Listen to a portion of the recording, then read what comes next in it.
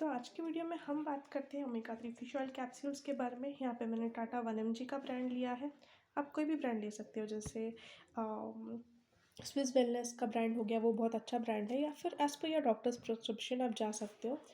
And अगर हम बात करें ये हमें सप्लीमेंट ही लेना है या फिर हम डाइट से ले सकते हैं ओमेगा 3, तो जी हाँ, आपको नेचुरली बॉडी में ओमेगा 3 बनता नहीं है, तो हमें बाहर से ही लेना है।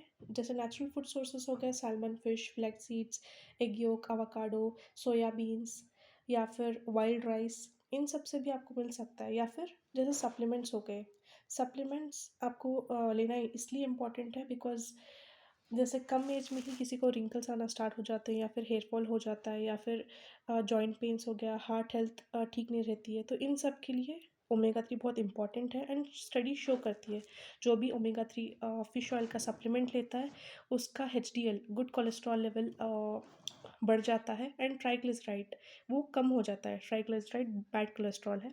एंड अगर हम बात करें ब्लड प्रेशर की, तो जिसका भी ब्लड प्रेशर हाई रहता है वो ये ओमेगा 3 फिश ऑयल कैप्सूल्स मतलब बैलेंस कर देते हैं। एंड ऑल्सो अगर हम बात करें ब्लड क्लॉट्स की, जिसको ज़्यादा ब्लड क्लॉट्स होते हैं तो वो कम हो जाए, ब्लड थिनिंग स्टार्ट हो जाता है ओमेगा 3 कैप्सूल्स की हेल्प से।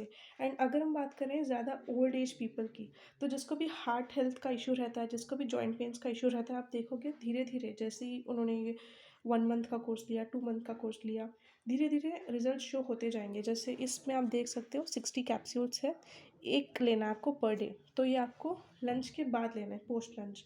मॉर्निंग में इसका अब्जॉर्प्शन बहुत कम है, नाइट में आपको ये लेना नहीं है, तो इसके best results post lunch show होते हैं, तो आपको लंच के बाद एक कैप्सूल लेनी है। एंड अगर हम बात करें अदर हेल्थ बेनिफिट्स के बारे में, तो एनजाइटी, डिप्रेशन बहुत कम कर देता है ये फिश ऑयल।